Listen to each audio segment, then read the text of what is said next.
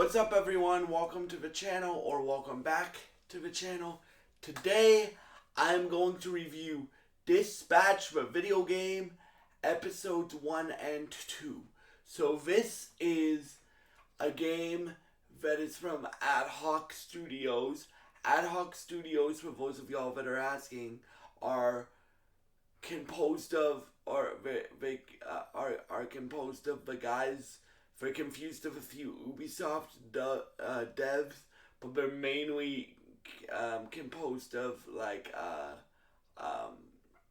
the guys who made The Walking Dead games, Tales from the Borderlands, Wolf Among Us, Batman, and Telltale series. A lot of Telltale games developers, like a lot of the best minds from Telltale, created their own studio called Ad Hoc. And that's who developed this game.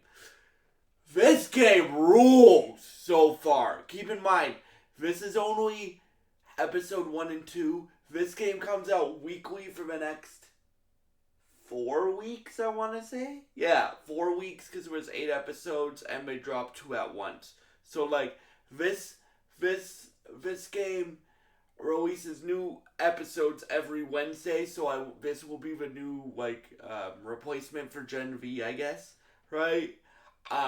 Except it's a video game.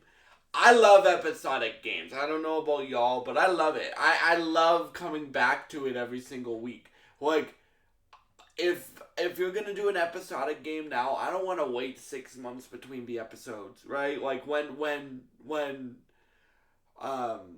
so I'm glad we're doing this in the span of 4 weeks. Because this game is incredible. So, if you're asking, now that I've explained who the developer is and stuff like that, what is this game, Noah? This game is a choose-your-own-adventure game that's in its own superhero universe. Now, the universe is very similar to one of my favorite universes that has been created in the last decade. In the last 20 years of comic books. It's very similar to Invincible, but it has its own twist to it, right? So basically, you play as this guy, Robert Robinson.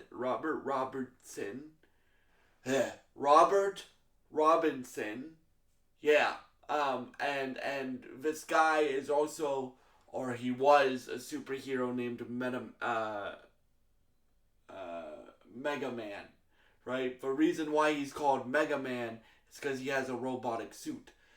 Robert Robinson, God, that's hard to say. Robert Robinson is a very,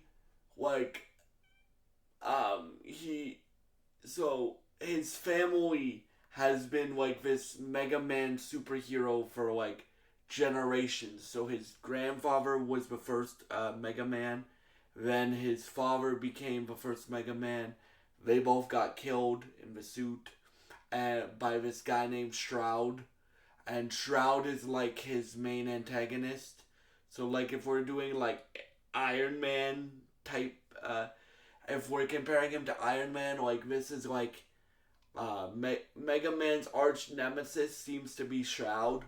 So we don't really know about Shroud yet. We've saw him in the intro. But basically what happens is, so Mega Man is going after his father's killer, right? Because Shroud killed his father. And he basically gets set up. Now, and his suit gets destroyed.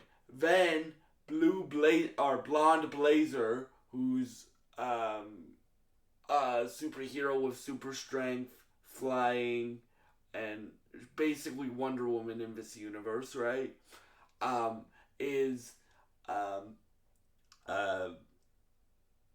Saves Robert Robinson from getting his ass kicked, right? When he tries to stop a robbery once his suit is gone, right? Because the difference between Robert Robinson and Tony Stark, for example, Robert Robinson, he's not dumb, but he's not like Tony Stark or Bruce Wayne smart, right? He's kind of he's kind of like normal person smart, right? Um, he's been Mega Man for 15 years though, so he's not a rookie. So anyway, so after after Robbie's suit gets destroyed, um, or Robert, not Robbie, Robert's suit gets destroyed. Um, um, um, um, then he tries to stop a robbery. Blonde Blazer saves him, and uh, but she's saving him for a reason because I forget the dude's name. It's played by Jeffrey Wright. I think he basically has the power to run super fast. Basically, what happens is Blonde Blazer saves him. Blonde Blazer offers him a job to be a dispatcher, and you find out that he's having to dispatch and command this whole team of supervillains, right? So it has elements of Suicide Squad in here as well, right? And Thunderbolts. But guys, this game is a workplace comedy, but it also has very, very, very dramatic stuff in it. So like, there's multiple moments in this game that made me laugh, or in these first two episodes, that made me laugh out loud with how funny this game is. So it looks like you have like a main four people that are in your like the four main characters. So you have Robert Robinson, played by Aaron Paul. You have uh, uh, Blonde Blazer, played by what's her name? Erin Yvette. You have Invisigirl, played by Laura Bailey, and you have I forget the dude's name. How do I forget the dude's name? You have Jeffrey Wright's character, played by Jeffrey Wright, obviously. Those look to be the main four, but this game has a stacked cast, period. So you have Flambe, you have a bunch of different villains in this game, right? But yeah, like the like, and basically what Blazer promises him is, like if she says if you'll come work for us, we will rebuild your suit and give you like Bruce Wayne money or Tony Stark money to like fund your suit and stuff like that.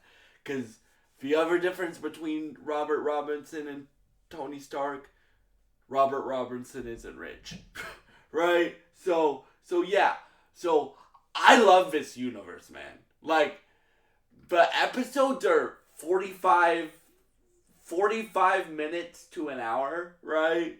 Um, it's like if you played these Telltale games before and you like them, you will strongly like this game. I think this is the best episodic game that's come out in the last like like 5, 6, 7 years. I think it's one of the best. I think the starting of this game is one of the best to any one of these episodic games, right? Like, I'm not saying this game is the best of all of them because I've only played the first two episodes and there's 8 episodes, so I can't really. But from what I've played, like, I love these characters, the performances are great. The gameplay is really good, so you have like the quick time event stuff from like previous like episodic games, but you also have like this really cool. The game's called Dispatch, right? So when you're dispatching heroes, right, or supervillains, you have it turns into like a strategy game, right? So you have to like, so it will give you like a I'll give you an example of like it will give you like, oh no, my kid's balloon is stuck up in the tree, right? Or cat is stuck up in the tree. What do I do? Then you have to decide which character goes to save that. And each character has their strengths and has their weaknesses, right? So, like, and it will give you, like, well, not parameters, but it will give you, like, objectives. So it will be, like, for that one specifically, it will be, like, don't make the kid cry or something. Don't make the child cry. So, like, you have to send, like, a human character, right? And then, uh, and then it gets more complex after that. And then you also have, like, a skill tree, or not a skill tree, but you also have, like, skill points. So, like, these characters have stats, right?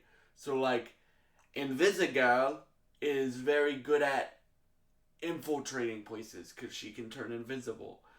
The strong characters, so, like, there's a character named Sonar. Uh, there's an Irish dude that's really strong but also really short. There's a like person that looks like Clayface in this game, right?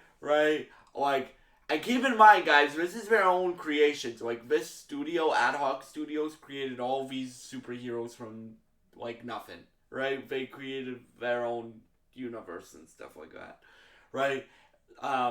So yeah, like, say if you have, like, people are breaking into a bar, right? And then or people are robbing a store or whatever. You have to send in, like, characters that can take out the enemies and stuff like that. Or, like, a chopper is flying out of the sky. You gotta send a character with flight and super strength, right? But yeah, like, and then there's also a really cool hacking mini game, and it's simple, but it's very, very good, and stuff like that. Again, some of the dialogue in this game made me laugh a lot. I don't want to spoil it for you guys because some of it's really, really fucking funny. But yeah, if you're asking, like, even though this is an animation, guys, if you guys have kids and stuff like that, unless you let them play M games like my parents did when I was a kid, but if you guys are strict on that, and if you have kids and you're thinking about getting on this game is very adult. Do not get it twisted. It's very adult. There's a lot of cursing in it. The humor in it is very adult, right? It's very funny, but it's also very adult, right? Like, this is like Ad Hoc's take on, like, Invincible mixed with The Boys, right? So if that's and I just reviewed The Boys Gen V season, so if you like that sort of stuff, you will really, really, really like. Even if you like Marvel and DC and, like, comic books in general, you will really like this game. The performances are insanely good, bro. Like, Erin Yvette, if you don't know the name, she's from Wolf Among Us. She's from Tales from the Borderlands. Laura Bailey, you should all know who Laura Bailey is, but if you don't, Laura Bailey's from Last of Us 2. She's voiced Catwoman in Telltale the Batman series. She's done a lot of things. Travis Willingham, he's in he's played Thor, he's played Two-Face, he's played Harvey Dent Two-Face, he's basically played everything, right?